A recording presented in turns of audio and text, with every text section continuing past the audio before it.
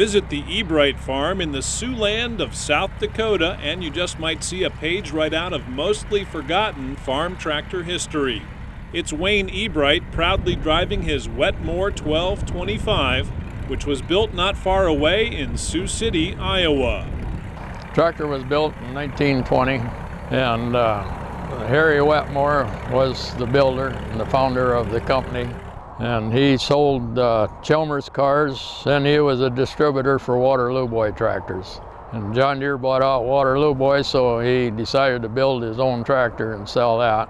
And that's how he came about building the Wetmore tractor.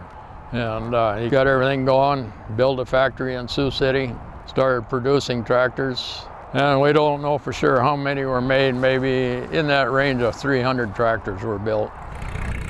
A lot of people didn't know that the tractor was made and made locally. The history of the tractor is kind of forgotten. One guy who definitely had not forgotten the Wetmore tractor, even though he'd never seen one in person, was a man who's become a good friend of Wayne and Roxy Ebright's, Mark Wetmore. Harry Wetmore, H.A. Wetmore, was my grandfather, my grandpa, and I knew him very well in my youth. I was about 16 or 17 when he passed away. So I have very fond memories of Grandpa. And always heard about the tractor. I didn't think I would ever see one when I was growing up, and for decades after that, we didn't think there were any Wetmores left. And I guess I'd like to say right away that there would not be a Wetmore if it wasn't for Wayne and Roxy Ebright. I mean, they took 16 or 17 years, with an enormous amount of fortitude and patience and gumption to put one back together. It looks like new, and really neat thrill to see it the first time we saw it. Plus, I'm honored to know Wayne and Roxy. They couldn't possibly be nicer people in the world. Mark's granddad, Harry Wetmore, was a farmer, inventor, and entrepreneur. Born in 1877, Harry raced cars in Sioux City and at Pikes Peak with his friend Eddie Rickenbacker, and he became a successful car and tractor dealer. By 1920, Harry Wetmore had entered the growing farm tractor market with his namesake tractor. I think there were a lot of young men like my grandfather. He was the son of tall grass pioneers that homesteaded in western Iowa.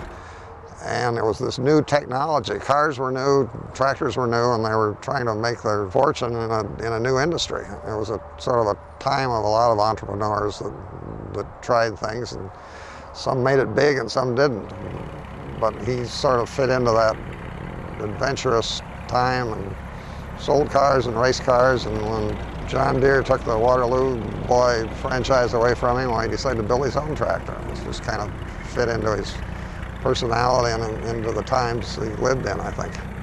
Mark treasures the memories of his granddad, and he's become the keeper of the Wetmore tractor archives. There's an extensive scrapbook that he kept. We have a lot of literature from when the tractor was being sold. We had all of the bills of sale for the tractors that were sold, and I gave Wayne and Roxy the original bill of sale for their tractor, which I think is kind of cool for a tractor back in 1920 to still have the bill of sale for it.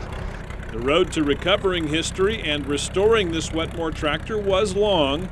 It started when Wayne spied a pile of iron on a friend's farm.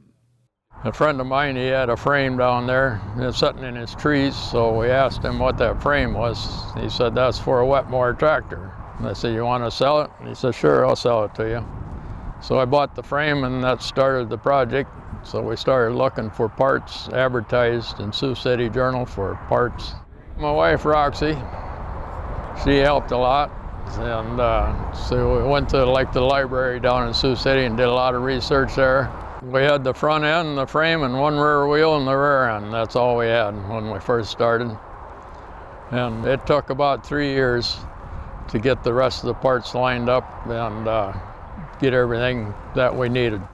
Wayne and Roxy are great folks, and it did take a combined effort, I think, of patience and fortitude with both of them to spend as many years as they did.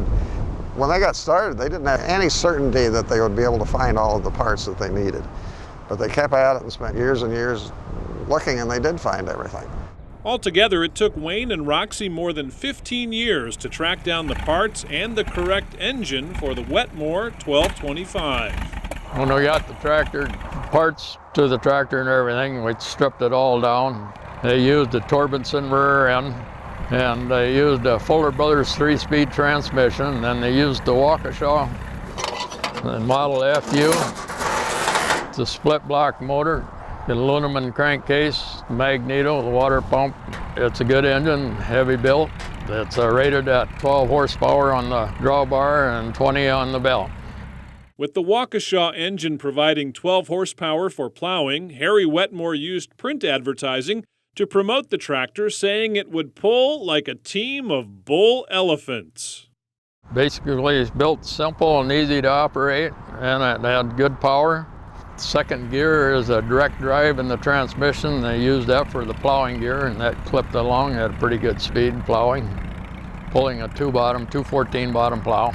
And they had won some plowing demonstrations with the tractor back in the 20s. Channel iron frame it was built on. It has about a 10-12 gallon main fuel tank and then a 1 gallon reserve tank. And originally the tractor ran on kerosene. You started it on gas, and then after it warmed up you switch it over to kerosene, burn kerosene with it. And the seat, it's got a spring in there, so you have a spring ride. You have the magneto lever here and the throttle lever. You have a hand clutch, and then your 3-speed transmission, Fuller Brothers transmission. This is your Torbenson rear end. The logo on the side, I copied it off of original pictures of the tractor, and I had a sign maker make the decal for me for the logo. Manufactured by Harry A. Wetmore, Sioux City, Iowa. Wayne had to put together all new sheet metal to get the Wetmore looking like new again. And the paint? Well, the paint was an educated guess, since no color pictures of a Wetmore tractor existed. We found a little color underneath the grease when we was cleaning up parts and stuff for it, so we found the tractor was red in the chassis and green in the sheet metal. And the wheels were red. Then we also met a gentleman in Iowa that he had a Wetmore tractor, and so we asked him how we did on the colors, and he said, "You're right on the money." So it made us feel pretty good that we got the colors right. Wayne's Wetmore 1225 is serial number 222, and it was originally sold to a South Dakota farmer for just over $1,000. And some Wetmore tractors were exported as far away as Budapest. Even so, not all that many were built. Well, judging by the old ledger books, we think probably around 300 at least were built. They were shipped all over and as well as sold in the United States, of course. Until I met the Ebrights, I didn't think there were any Wetmore tractors. So as far as we know, there's one. One and a parts tractor that Wayne also has. As it comes to Wetmore tractors, as far as we know, this is the one and only complete one that exists. Now more than 90 years old, this Wetmore tractor is a working memory machine for those who appreciate farming history and what an enterprising and inventive man could do back in the early years of the 20th century. I'm proud of my grandfather for taking the chance and doing it. I mean, it was not a profitable enterprise for him. My grandfather made money selling cars and selling tractors, selling Waterloo boys. But the manufacturing of the tractor was not profitable for him. And I'm proud of him for taking the chance and doing it. Well, I guess the rarity of the tractor is my favorite thing about it. And it, for the time period, it's a nice handling tractor. Nice family history, and I have lots of cousins that have also taken a lot of pleasure out of knowing about it and seeing the tractor. And I think about my grandfather, he would have gotten a huge kick out of seeing one of his tractors again.